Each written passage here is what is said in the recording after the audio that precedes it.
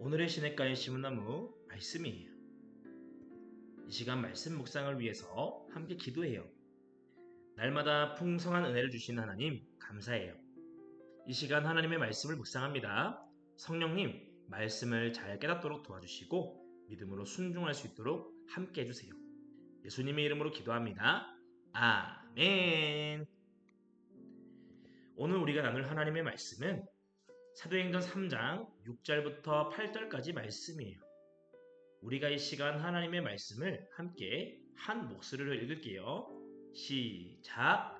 베드로는 그에게 은과 금은 내게 없지만 내가 가진 것을 너에게 준다. 나사렛 예수 그리스도의 이름으로 걸어라 하고 그의 오른손을 잡아 일으켰다. 그러자 그는 곧 발과 발목에 힘을 얻어 벌떡 일어서더니 걷기 시작하였다. 그리고 그들과 함께 성전으로 들어가면서 그는 걷기도 하고 뛰기도 하며 하나님을 찬양하였다. 아멘. 할렐루야. 한둘기 아동부 친구들 사랑하고 축복합니다. 오늘 우리가 나눌 말씀은 못 걷는 사람을 고친 베드로라는 제목의 말씀이에요. 여러분, 예루살렘 교회가 세워진 후 하루는 예루살렘 교회의 목사님들인 이 베드로와 요한이 기도하기 위해서 성전으로 올라가고 있었어요.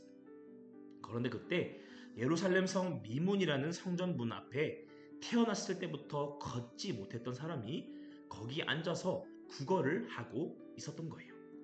한 푼만 줍쇼, 한 푼만 줍쇼 하면서 돈을 달라고 구걸을 하는데 그 앞을 베드로와 요한이 지나가게 된 거죠. 그런데 베드로가 그 모습을 보더니 구걸하는 사람에게 말했어요. 우리를 좀 보시오. 이 걷지 못하는 사람은 돈이라도 주려나 하면서 바라보고 있는데 그때 베드로가 놀라운 선포를 하기 시작했어요. 나에게는 당신에게 줄 은과 금은 없소. 하지만 내가 가지고 있는 것을 당신에게 주겠소. 나사렛 예수 그리스도의 이름으로 일어나 걸으시오.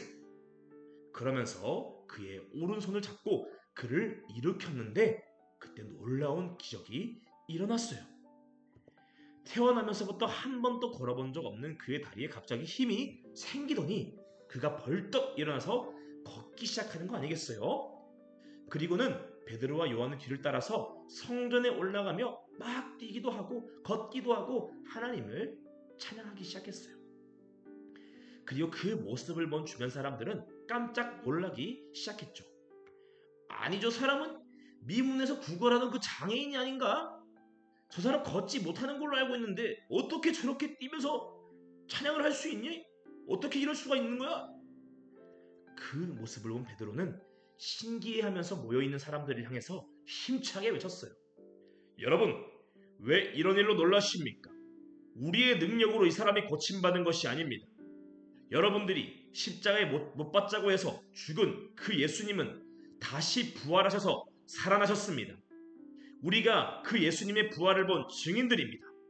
그리고 이 사람이 지금 이렇게 병을 치료받아서 걸을 수 있게 된 것은 그 예수님의 이름을 믿는 믿음 덕분입니다. 예수님의 능력으로 이 사람은 완전히 낫게 된 거예요. 여러분들도 회개하고 하나님께로 돌아오세요. 예수님을 믿으세요. 그러자 놀라운 일이 벌어졌어요. 그 자리에서 수천 명의 사람들이 예수님을 믿게 된 거예요. 여러분, 예수님도 아니고 예수님을 믿던 제자인 이 베드로에게서 어떻게 이런 놀라운 기적의 역사가 나타날 수 있었을까요? 그것은 바로 베드로의 믿음 때문이었어요. 여러분, 마가복음 16장 17절 18절 말씀을 보면 예수님께서 하늘로 승천하시기 전에 제자들에게 하신 말씀을 보여주고 있어요. 함께 읽어볼까요? 시작! 믿는 사람들에게는 이런 기적이 따를 것이다. 그들이 내 이름으로 귀신을 쫓아내고 배우지 않은 새로운 말을 하고 뱀을 만지거나 어떤 독을 마셔도 해를 입지 않으며 병든 사람에게 손을 얹으면 나을 것이다. 아멘. 자, 여러분, 뭐라고 말씀하고 있어요? 예수님을 믿는 사람들에게는 이런 기적이 나타날 것이다. 그들이 예수님의 이름으로 선포하면 귀신도 쫓겨날 것이고 새로운 방언도 말할 것이고 그들이 뱀을 만져도 어떤 독을 마셔도 해를 입지 않을 것이고 병든 사람들에게 손을 얹어서 기도하면 병도 낫게 될 것이다 라고 말씀을 하고 있는 거예요. 여러분, 어떻게 이런 놀라운 일이 벌어질 수 있을까요? 바로 하나님께서 보내주신 성령님 덕분이에요. 여러분, 성령님은 우리에게 찾아오셔서 우리에게 능력을 주시는 분이세요. 이 능력은 나를 자랑하라고 사람들에게 인기를 끌라고 주시는 능력이 아니에요. 오직 예수님의 이름을 선포하고 예수님을 전도하기 위해 주시는 능력이죠. 여러분, 오늘 말씀에서 베드로 또한 놀라운 기적을 베푼 이후에 뭐라고 말해요? 내가 능력을 있어서 기적을 일으킨 것이 아니다. 예수님의 이름의 능력으로 기적이 일어난 것이다.